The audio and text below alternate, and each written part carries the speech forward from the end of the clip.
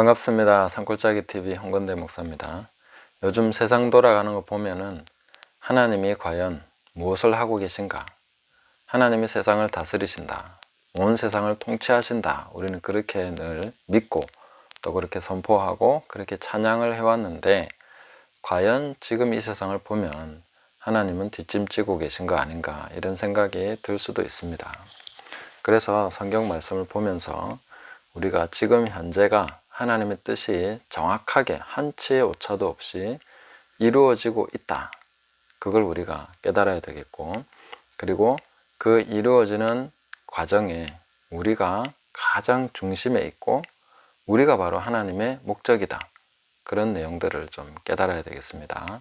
그것을 보기 위해서 예수님이 이 세상에서 승리하시고 하나님의 뜻을 이루시고 그 목적을 완전히 성취하신 내용들을 우리가 살펴보면서 간단하게 우리도 함께 깨닫는 시간 되기를 바랍니다. 먼저 마태복음 4장 8절부터 제가 한번 읽어드리겠습니다. 마귀가 또 그를 데리고 지극히 높은 산으로 가서 천하만국과 그 영광을 보여 이르되 만일 내게 엎드려 경배하면 이 모든 것을 내게 주리라.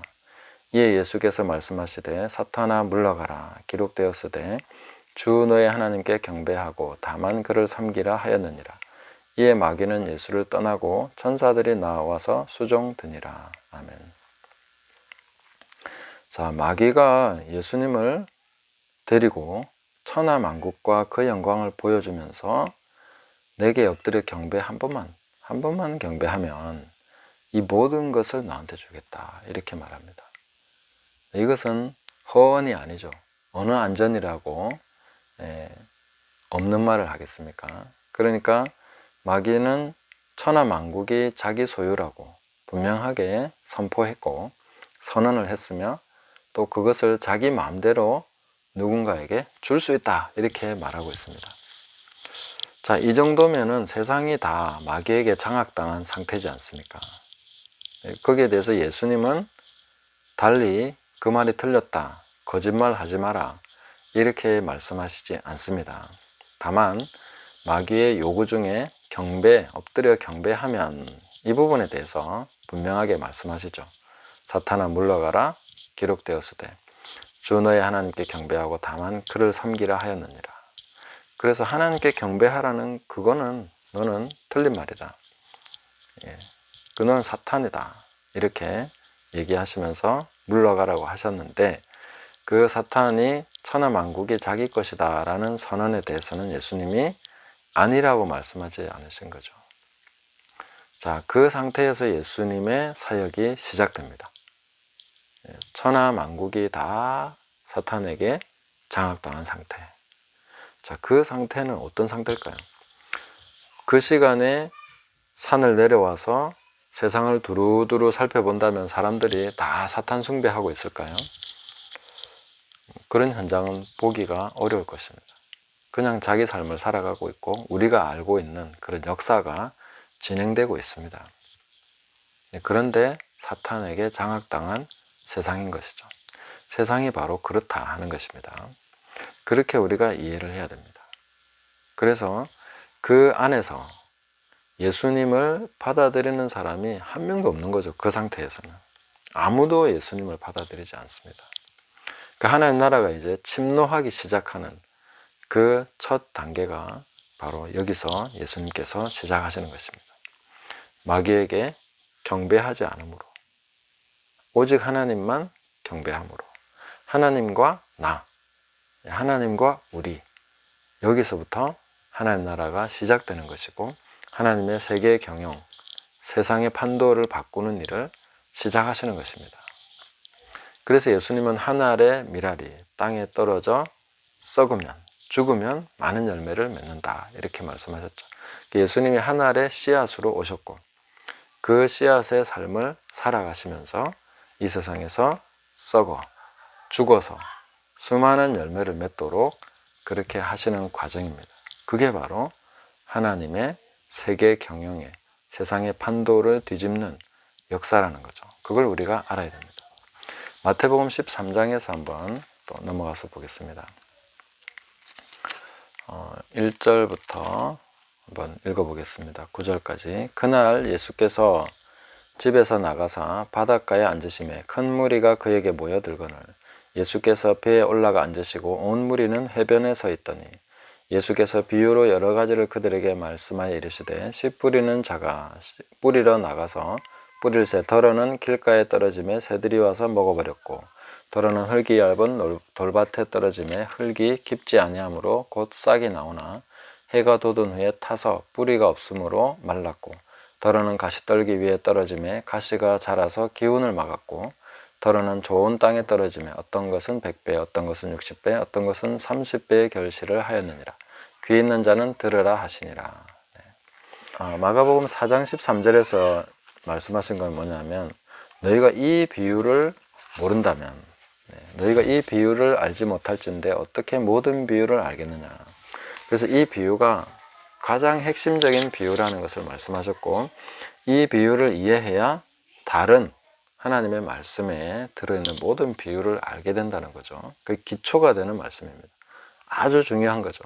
이 부분을 잘 이해해야 된다는 것입니다. 그래서 하나님의 세상 경영 방식이 뭐냐. 마태복음 13장 38절에 보시면 밭은 세상이요 이렇게 말씀하셨습니다. 밭은 세상인 거죠. 세상에 씨앗을 뿌리고 계십니다. 말씀을 뿌리시는 거죠.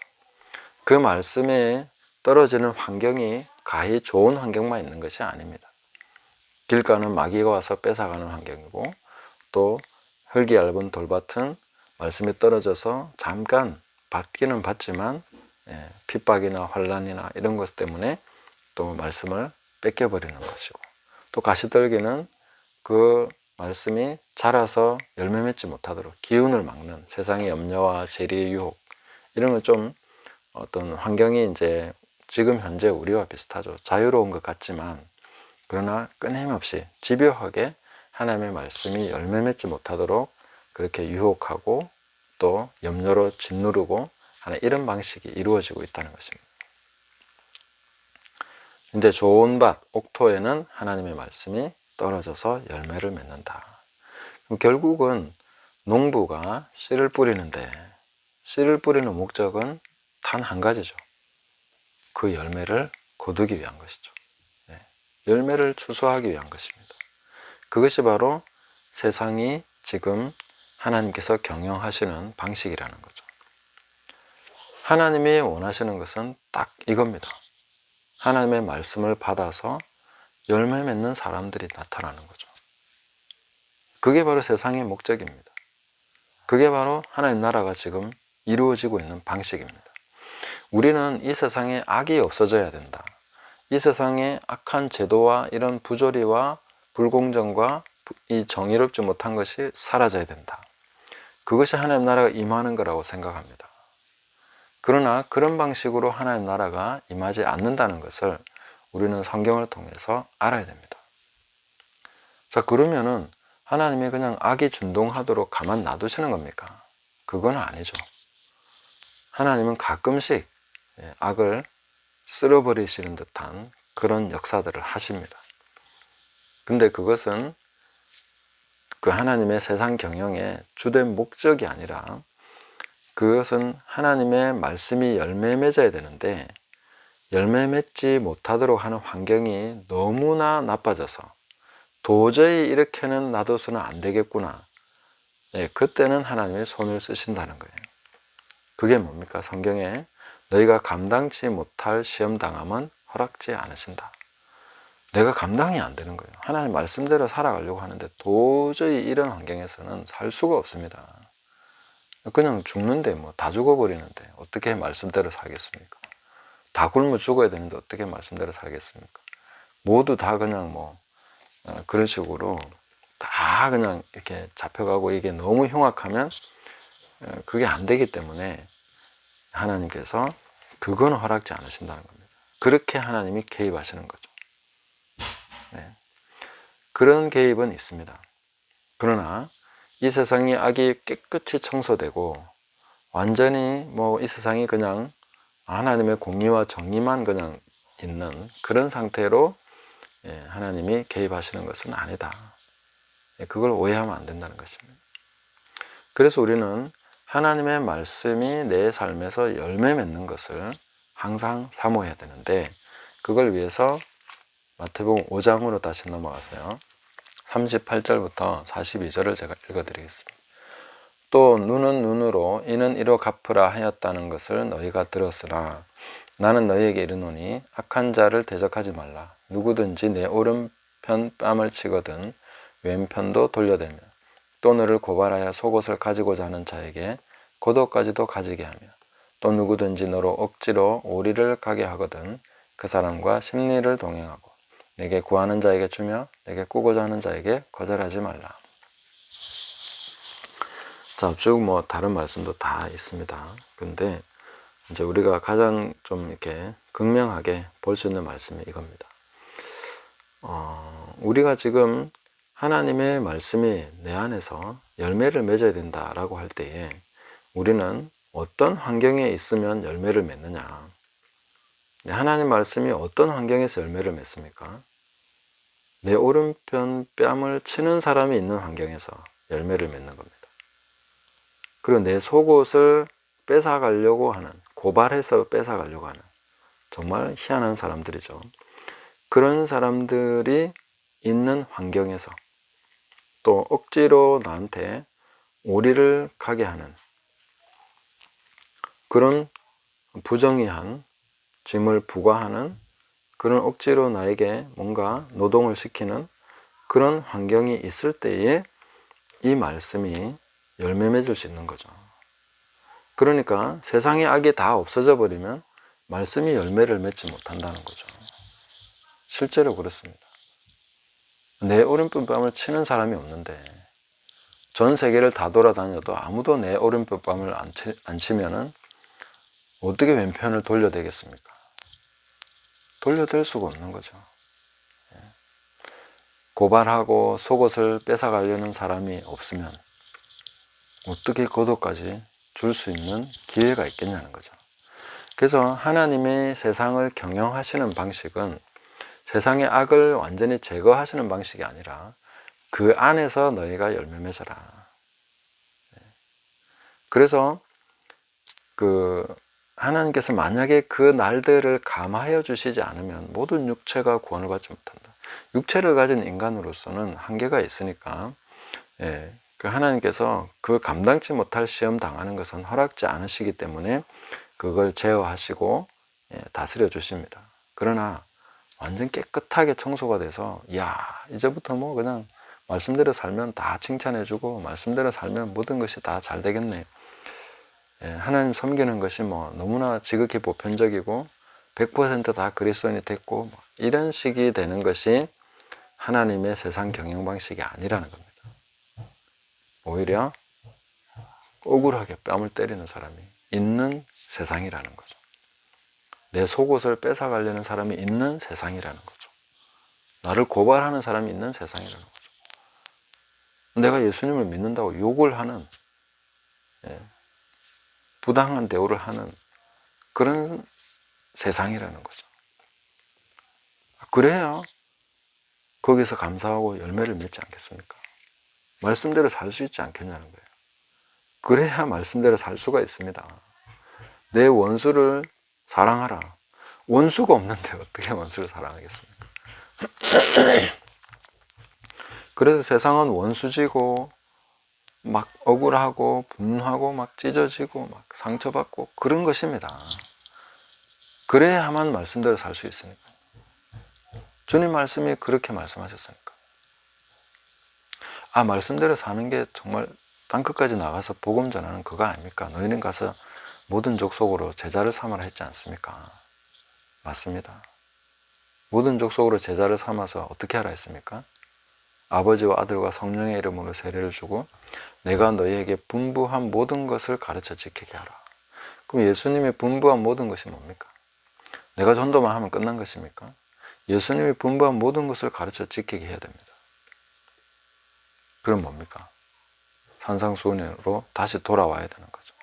예수님이 분부한 모든 게 산상수훈 빼고 뭐 있습니까? 다른 말씀도 있지만 산상수훈을 빼고 말할 수는 없잖아요. 그러니까 우리는 이 말씀대로 살면서 열매 맺어야 된다는 것입니다. 그래서 우리가 이 비유를 알지 못하면 다른 말씀들을 이해할 수 없습니다. 이 비유를 제대로 이해하시고 우리가 열매 맺는 삶을 살아가는 것이 어떤 것인가. 이 세대 속에서 부조리하고 부당하고 부정의한 이런 세계 속에서 하나님의 말씀을 실천하면서 열매 맺는 것입니다. 다른 사람은 어찌하든지 너는 나를 따르라. 그 사람은 상관하지 말고 너는 나를 따르라. 예수님 말씀대로 살아가면서 열매 맺는 것입니다.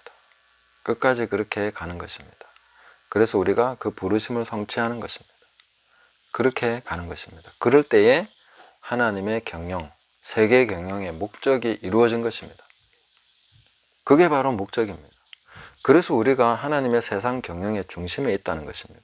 우리는 뭐 별거 아닌데, 뭐 정치하는 것도 아니고, 뭐 우리가 세상에 무슨 대단한 업적을 이루는 것도 아닌데요. 아닙니다. 하나님의 목적이 뭡니까?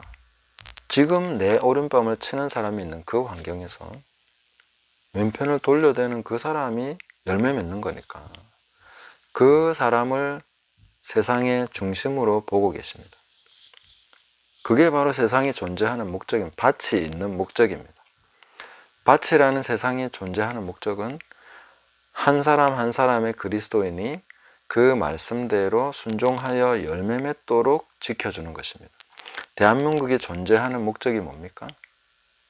지금 망하지 않고 있는 목적은 우리가 일상생활 속에서 지극히 평범한 삶 속에서 하나님의 말씀대로 살아가는 것, 그것을 위해서 존재하는 것입니다. 그래서 우리가 임금들과 높은 지위에 있는 사람들을 위해서 기도하는 것은 고요하고 평안한 생활을 하는, 고요하고 평안한 생활, 일상생활 속에서 하나님의 말씀을 실천하는 것입니다. 그래야 뭐 뺏어가려는 사람도 있고 억지로 일시키는 사람도 있고 막 부당한 대우를 하는 사람도 있고 욕을 하는 사람도 있고 뒤에서 딴말하는 사람도 있고 막 이런 거죠. 그게 일상 아닙니까? 밭이라는 세상의 환경인 것입니다. 거기서 열매 맺어라. 하나님은 악을 소멸시킴으로써 우리가 승리하게 하시는 분이 아니라 바로 가라지가 존재하고 강력한 가라지들이 있는 환경 속에서 열매 맺게 하시는 분이십니다. 추수 때까지 가라지와 곡식이 함께 자라게 놔두라. 그것이 하나님의 뜻입니다. 그 안에서 우리가 열매를 맺게 하시는 것입니다. 그래서 우리는 지금 현재 다른 것을 핑계대고 다른 것을 탓할 것이 아니라 내가 바로 세상의 중심에 있다. 하나님의 말씀을 지금 읽고 있는 사람이 세상의 중심에 있는 것입니다. 세상의 목적 한가운데 있는 것입니다. 변두리가 아닙니다. 이것이 바로 정중앙에 있는 가장 중심된 목적입니다. 그 하나님 말씀 내가 읽고 깨달은 대로 실천하는 이것이야말로 이 세상에 존재하고 대한민국이 존재하는 뭐 미국이나 뭐 군대가 막 주둔하고 막 이런 거 다 그것 때문에 있는 것입니다. 안정된 생활을 보장해 주는 것은 하나님의 말씀을 거기서 열매 맺어라. 그게 바로 하나님의 세상 경영하시는 목적입니다. 그것을 오버해서 일상이 다 깨지고 아무것도 할 수 없는 지경에 이르기까지 하나님 허락하지 않으십니다. 그래서 저는 지금 우리에게 마지막 때에 어떤 기회를 주신다면 하나님이 다시 한번 고요한 삶을 우리에게 주실 것이고 열매 맺을 수 있는 환경들을 허락해 주실 것이다. 근데 그것은 악이 소멸되는 것이 아니라 제어하심으로써 우리의 환경이 완전히 파괴되지 않도록 하심으로써 우리를 지켜주시고 우리가 그 말씀대로 살아가도록 하시는 그것입니다. 그래서 구약의 모든 성경을 쭉 읽으면서 보시면 하나님의 뜻이 이루어졌습니까? 맞습니다. 이루어졌습니다. 그런데 그 목적하신 것이 뭡니까? 말씀대로 사는 몇 사람입니다. 항상 그렇습니다. 그리고 예수님께서 마귀에게 완전 장악당한 이 세상 속에 오셔서 하늘의 미랄로 말씀대로 하나씩 하나씩 다 이루셨습니다. 태어나는 것부터 모든 것을 아버지의 뜻대로 그 말씀을 이루심으로써 순종하심으로써 십자가에 달리셔서 다 이루었다 하시고 돌아가신 것이죠. 그 예수님을 따르는 제자들도 다 그랬습니다. 세례요한도 자기의 달려갈 길을 마쳤고 사도 바울도 나의 달려갈 길을 마치고 또 하나님 은혜의 복음을 증거하는 이 일을 위해서는 내 생명을 조금도 귀한 것으로 여기지 않는다. 네, 그렇게 달려갔던 것이죠. 그래서 우리도 뭐 세상이나 다른 악에 대해서 탓하지 말고 하나님께서 내게 주신 이 일상의 삶 속에서 내가 하나님의 말씀을 순종함으로써 열매 맺는 백성이 됨으로써 하나님의 세상 경영 목적이 이루어진다 하는 것을 깨닫고 그렇게 살아가는 저와 여러분 되셨으면 좋겠습니다. 이사야 14장 24절 말씀을 읽고 마무리하겠습니다. 만군의 여호와께서 맹세하여 이르시되 내가 생각한 것이 반드시 되며 내가 경영한 것이 반드시 이루리라. 아멘. 감사합니다.